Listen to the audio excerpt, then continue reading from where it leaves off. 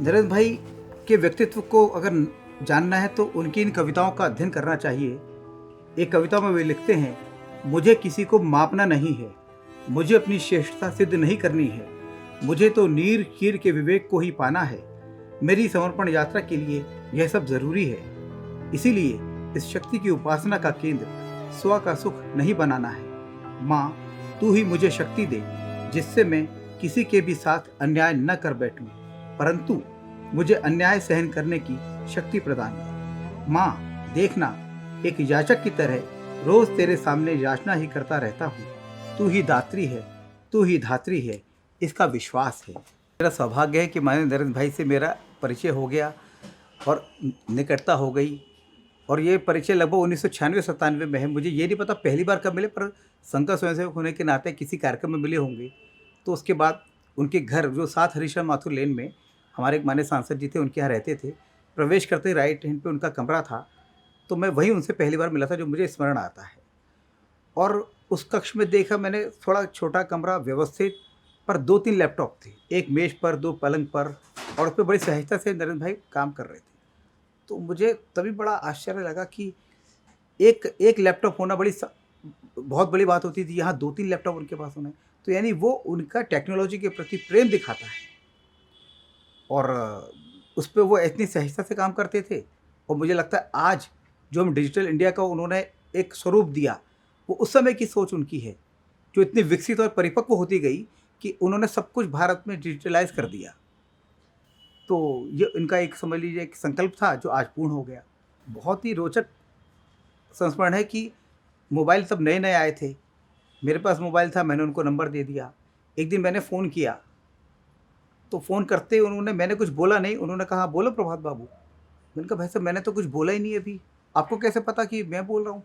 तो बोले, नहीं, इसमें नंबर सेव है ना तुम्हारा। तो मैंने कहा, वो कैसे होता है? बोले, शाम को आओगे तो बताऊँगा।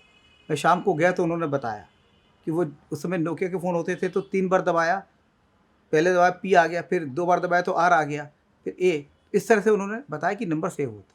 तो अपना नंबर उन्होंने उसमें सेव किया मेरे मोबाइल के अंदर। तो ये मतलब उनकी सहजता ही कहूँगा मैं, कि नंबर सेव किया, बताया, नहीं तो कौन इतना वो ध्यान रखता है। वो बड़े सूक्ष्मदर्शी हैं, चीज़ों का बहुत सूक्ष्म से अध्ययन करते हैं, और एक उनके अंदर सहज स्वाभाविक एक प्रवृत्ति है घूमने की, विचरण करने की। और उसी के तहत वो जब विदेश गए तो स्थानों में जाते थे। मुझे भी सौभाग्य मिला कि जब वो 1998 में रामायण सम्मेलन में भाग लेने गए मॉरिशस, मैं भी गया था, तो वहाँ उनसे भेंट हुई। और मॉरिशस तो क्या है, वैसे भी लघु भारत है, मॉरिशस तो लघु भारत है, इसलिए वहाँ के लोग तो भारत के प्रति श्रद्धा और सम्मान रखते हैं। और रामायण सम्मेलन, वहाँ पर एक रामायण सेंटर की स्थापना हुई। वहाँ के पार्लियामेंट ने बिल पारित करके श्री राजेंद्र अरुण की अध्यक्षता में रामायण सेंटर बनने का निर्णय वहाँ की संसद ने सर्वसम्मति से लिया। तो उसकी ओर से आयोजित कार्यक्रम में माननीय नरेंद्र भाई गई, और उन्होंने वहाँ पे बड़ा एक, मतलब लोग सोचते कि ऊपरी बात करते हैं, बहुत ही सारगर्भित उन्होंने वहाँ पर अपना व्याख्यान दिया श्री राम की महिमा को लेके। और मुझे लगता है कि 1998 में श्री राम की महिमा पे उन्होंने बोला, और 2019 में श्री राम ने उनको अवसर दिया कि मेरे इस भव्य मंदिर के शिलान्यास का पात्र तुम ही बनोगे। 2012 में एक दिन मुझे फ़ोन आया दोपहर को मुख्यमंत्री कार्यालय से कि माननीय मुख्यमंत्री बात करेंगे। तो मैंने कहा, बताया वैसे। तो बोले कि जब हम मॉरिशस गए थे तो वहाँ पर एक समाज सेवी मिले थे हमको, जो बहुत समाज उत्थान का काम करते थे। क्या नाम था उनका? तो मैंने 2-3 नाम बताए जो उस समय सामाजिक क्षेत्र में बड़े सक्रिय थे। तो फिर मैंने कहा, भाई साहब राजेंद्र अरुण, कोई लेखक अभिमन्यु होना? तो बोले, नहीं नहीं, ये नहीं। फिर कहा, वो सफ़ेद सफारी सूट पहनते थे, कोई नाम था मैंने कहा, सर धनदेव बहादुर? बोले, हाँ हाँ हाँ। तो मैंने कहा, सर वो तो चले गए, वैसे वो दिवंगत हो गए, उनके बारे में कैसे? बोले, नहीं नहीं, मेरे पास एक मॉरिशस के प्रतिनिधिमंडल आ रहा है सांसदों का, तो मैं उनको बताऊँगा कि आपके यहाँ के प्रमुख लोगों से मैं मिला हूँ। 1998 में वो रामायण सम्मेलन में भाग लेने गए, वहाँ उनका संपर्क आया धनदेव बहादुर से। तो 2012 में जो सांसद आ रहे हैं, उनको मैं बता सकूँ कि मैं आपके यहाँ के प्रमुख लोगों को जानता हूँ, तो उन्होंने स्मरण कर लिया। तो ये उनकी समझ लीजिए कि याद करने की क्षमता तो है कि वहाँ 1998 में मॉरिशस में धनदेव बहादुर मिले, तो कौन बता सकता है? तो प्रभात कुमार का भी नाम उनको याद रहा और उन्होंने मुझे फ़ोन कर लिया। तो दोनों तरफ से देखें तो ये सामान्य व्यक्ति को याद रखने की बात, सामान्य व्यक्ति याद नहीं रखता। तो वो तो इतने व्यस्त हैं, इतने ज़्यादा लोगों से मिलते हैं, तो ये एक विशेष गुण है उनके पास, ईश्वर की दी हुई एक शक्ति है उनके पास।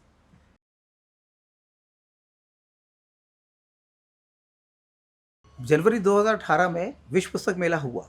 तो पुस्तक मेले में सामान्यतः लोग आके बातचीत करते हैं, किस प्रकार की पुस्तकें बिक रही हैं, क्या हो रहा है। तो दूरदर्शन की टीम आई थी, मुझसे बात कर रहे थे कि आजकल किस प्रकार के नायक समाज में हैं। एक समय था हमारे पास स्वामी विवेकानंद थे, महात्मा गांधी थे, तिलक थे, सुभाष थे। आज कौन राष्ट्र नायक है और कि क्या आपको भूमिका लगती है? तो मैंने बहुत सामान्य जवाब दिया कि ये हमारे जो राष्ट्र पुरुष हैं, ये जीवन में हमेशा प्रेरणा देते रहेंगे। और इससे पहले हमारे पास डॉक्टर एपीजे अब्दुल कलाम थे। वो भारत के राष्ट्रपति होने के बावजूद वो लोगों से इतनी सहजता से मिलते थे, वो बच्चों से बात करते थे, छात्रों से संवाद करते थे। और आज माननीय नरेंद्र भाई के रूप में हमें एक ऐसे राष्ट्र नायक मिले हैं जिनकी ओर सब लोग देखते हैं कि हाँ, इनके नायकत्व में देश आगे बढ़ेगा। हमारी आशा के केंद्र बिंदु आजकल माननीय नरेंद्र भाई हैं। तो ये कह के और उन्होंने पूछा किस प्रकार की पुस्तकें हैं, तो मैंने कहा मैंने नरेंद्र भाई की पुस्तकें छापी हैं, वो लोकप्रिय होती हैं, लोग उनको लेते हैं। बात खत्म हो गई, 2 मिनट का इंटरव्यू था, बातचीत थी। 3 दिन बाद मैं गोवा की तत्कालीन राज्यपाल माननीय मृदुला सिन्हा जी के साथ माननीय नरेंद्र भाई के पास गया। तो बस ऐसी औपचारिक बात होने का उन्होंने कहा कि 2 दिन पहले तुमने जो इंटरव्यू दिया दूरदर्शन पे, वो मैंने देखा। मैं तो अचंभित रह गया कि मुझ जैसे वो विश्व पुस्तक मेले में, इतना बड़ा देश, उसमें दिल्ली में कहीं विश्व पुस्तक मेला हो रहा है, उसमें दूरदर्शन एक छोटा सा कोई इंटरव्यू कर रहा है पुस्तकों को लेकर, और उसमें मैं 2 मिनट की बात कर रहा हूँ, वो भी उन्होंने कब देख लिया। तो ये उनकी सूक्ष्म दृष्टि है। और उन्होंने जब देखा तो देखा, परंतु जब मैं सामने दिख गया तो मुझे भी बता पाए। नहीं तो हम लोग कहीं किसी से मिलने जाते हैं तो 4 काम नोट करके लेके जाते हैं, हाथ पे लिख लेते हैं कि ये बात करनी है, उसमें से 2 भूल ही जाते हैं। तो ये कोई विशेष कृपा ही उनके ऊपर है। एक घटना है कि वो अभी जून 2019 में जो वहाँ पे हमारी एक उच्चायुक्त नियुक्त हुई नंदिनी सिंगला जी, तो एक दिन संजय भवसार जी का फ़ोन आया कि प्रभात जी, वो वहाँ मॉरिशस में एक संपर्क है, वो राजेंद्र अरुण जी हैं, तो उनका आप संपर्क सूत्र दे दीजिए। माननीय प्रधानमंत्री जी ने कहा है कि जो नई उच्चायुक्त हमारी वहाँ जा रही हैं, वो उनसे संपर्क करेंगी। तो मुझे बड़ा आश्चर्य हुआ कि उनको, देश के प्रधानमंत्री को, अपने नवनियुक्त उच्चायुक्त को वहाँ जाकर किससे मिलना चाहिए, तो उसमें राजेंद्र अरुण का नाम उनको याद आया, जिन्होंने रामायण सेंटर का काम वहाँ किया और पूरे रामायण को विश्व में पहुँचाने का काम किया। तो उस राजेंद्र अरुण जी का संपर्क सूत्र कौन है? तो प्रभात कुमार है। तो प्रभात कुमार से उन्होंने कहा नंदिनी सिंगला जी से बात करें। तो ये छोटी छोटी बातें, नहीं तो क्या होता है, किसी को कहाँ ध्यान रहता है, इतना बड़ा देश, इतनी चीज़ें उनके मन में करने के लिए, पर उनका स्नेह है जो वो नाम मेरा उनके पास ध्यान में रहा और उन्होंने मुझे इसके लिए अवसर दिया। हमारा उनका एक ही जुड़ाव रहा, पुस्तकों के प्रति उनका अनुराग। और ये जो पुस्तकों के प्रति उनका अनुराग है, इसी ने उनके अंदर के कवि लेखक को जीवित रखा। तो हम पुस्तकें किस प्रकार की छपनी चाहिए, और उनके अंदर एक एस्थेटिक सेंस है, एक कला सौजन्यता उनके अंदर है, चीज़ों को कैसे सुंदर बनाया जाए। आप देखेंगे जहाँ भी वो देखते हैं, वो चीज़ों को एक नई दृष्टि देते हैं। वो हमको बताते थे कि पुस्तकों का आवरण ऐसा होना चाहिए, शीर्षक के बारे में बताते थे। 2002 में हमने उनकी पुस्तक प्रकाशित की, आपातकाल में गुजरात। गुजरात में आपातकाल के दौरान जिस प्रकार से स्वयंसेवकों को, हमारे अधिकारियों को यातनाएं दी गई, तो उसका पूरा एक जीवंत वर्णन उसके अंदर है। और मुझे लगता है कि आपातकाल के ऊपर वो एक अच्छी लिखी किताबों में से एक है, जिसमें मालूम पड़ता है कि कैसी यातनाएं हमारे लोगों को दी गई। वो एक लोकतंत्र के ऊपर काला अध्याय था, जिसका उन्होंने बहुत बेबाकी से लिखा है। फिर प्रचारकों से वो बहुत प्रभावित रहे, जो हमारे वरिष्ठ प्रचारक रहे। तो ऐसे एक प्रचारक थे लक्ष्मणराव इनामदार जी, जो वकील साहब के रूप में उनको हम सब जानते हैं, और माननीय नरेंद्र भाई के ऊपर उनका विशेष स्नेह था, तो वो उनको अपने मेंटर के रूप में जानते हैं। तो उनके लिए उन्होंने उनके जीवन के बारे में किताब लिखी, सेतुबंध। राजा भाई नेने प्रसिद्ध लेखक है गुजरात की, वो किताब लिखी, हमने प्रकाशित की, और माननीय अटल जी उसमें प्रधानमंत्री थे। उन्होंने उसका लोकार्पण किया और तत्कालीन हमारे परम पूज्य सरसिंघ चालक माननीय सुदर्शन जी, वो भी उस कार्यक्रम में थे। और फिर उन्होंने एक छोटी-सी पुस्तक लिखी परम पूज्य गुरु जी के ऊपर, श्री गुरु जी एक स्वयंसेवक। वो बहुत छोटी-सी पुस्तिका थी और बहुत सुंदर सुमुद्रित, हमने 4 रंग में वो किताब छापी थी। अब उसको पुनर्प्रकाशन हम लोग करने वाले हैं। फिर उसके बाद उनकी 3 पुस्तकों पर हमने काम शुरू किया, ज्योतिपुंज, सामाजिक समरसता और एक साक्षी भाव। तो ज्योतिपुंज वो बहुत अपने आप में एक विशेष पुस्तक है कि ज्योतिपुंज में उन्होंने संघ के कुछ वरिष्ठ प्रचारकों से, जिनका उनका निकट का संपर्क आया, उनके बारे में उन्होंने लिखा है। और वो इसलिए लिखा है कि आने वाली पीढ़ी देखे कि प्रचारक क्या होते थे। फिर एक पुस्तक थी उनकी सामाजिक समरसता, वो उनके हृदय का बहुत निकट विषय है। आज हम देखते हैं सबका साथ सबका विकास, वो सामाजिक समरसता के सूत्र से आगे निकल के आता है। क्योंकि उनका मानना है, वो कहीं बहुत जगह कहते हैं कि परम पूज्य बाला साहब देवरस जी का जो कोट है कि अगर अब अस्पृश्यता दोष नहीं है तो इस पूरे विश्व में कोई भी दोष नहीं है। तो सामाजिक समरसता के माध्यम से वो जो समाज उत्थान का काम कर रहे हैं, जो नीतियाँ बना रही हैं, उन नीतियों के माध्यम से समाज के अंतिम पायदान पर खड़े व्यक्ति का जो उत्कर्ष हो रहा है, जो पंडित दीनदयाल उपाध्याय का एकात्म मानव दर्शन है कि समाज के अंतिम पायदान पर खड़े व्यक्ति का हम उत्कर्ष कर सकें, ऐसी नीतियाँ माननीय नरेंद्र भाई ने बनाई हैं। वो बेशक वो आवास योजना हो, वो आयुष्मान भारत योजना हो, वो उज्ज्वला योजना हो, उन्होंने समाज के हर वर्ग के उत्थान के लिए कृत संकल्पित होकर काम किया है। और जो साक्षी भाव पुस्तक है, वो बहुत एक भावुक पुस्तक है, क्योंकि वो कुछ ना कुछ छोटे छोटे पत्र लिखते थे और फिर ऐसे कहीं बना के फेंक देते थे।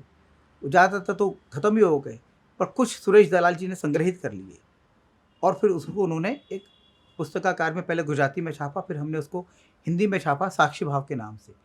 तो जब वो पुस्तक का काम चल रहा था, मैं 2013 में उनके पास गया था, अगस्त सितंबर में, तब जाके मैंने उनको पुस्तकों की डमी दिखाई थी।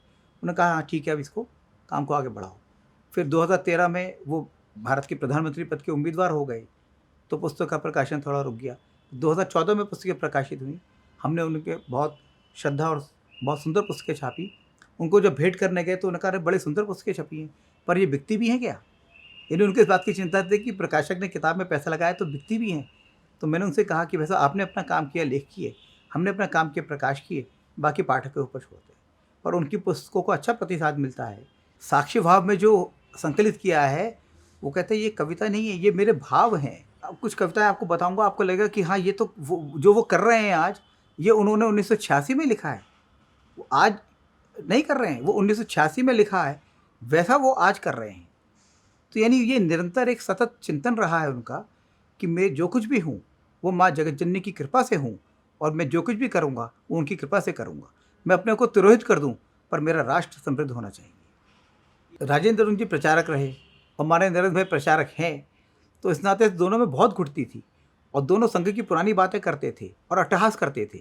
तो यानी जो बाहर लोग हैं उनको लगता है नरेंद्र भाई बड़े कम बोलने वाले, ना हंसने वाले, एकदम गंभीर रहने वाले व्यक्ति हैं। ऐसा नहीं है, नरेंद्र भाई बहुत सहज व्यक्ति हैं, बहुत विनोदी स्वभाव के हैं, बात करते हैं।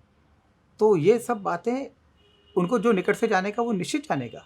हाँ, प्रधानमंत्री के रूप में जो गांभीर्य होना चाहिए वो दिखना भी चाहिए उनके अंदर।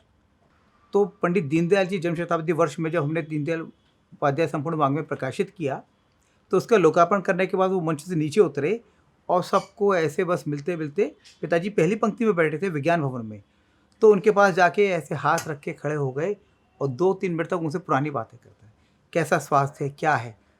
यही बड़ी बात है, नहीं तो वो प्रणाम करके निकल भी सकते थे, पर वो रुके। तो ये उनका बड़ों के प्रति सम्मान व्यक्त करने का एक तरीका है कि उनको जब वो देखते आ रहे थे 1997 से 2017, लगभग 20 साल हो गए, तो 20 साल बाद जब वो पिताजी से मिल रहे हैं तो उनके प्रति उन्होंने सम्मान और श्रद्धा व्यक्त की। ये बड़ी बात है, ये लोगों को सीखना चाहिए नरेंद्र भाई से कि अपने बड़ों के प्रति सम्मान और कृतज्ञता व्यक्त करना हमारा एक धर्म है, हमारा दायित्व है।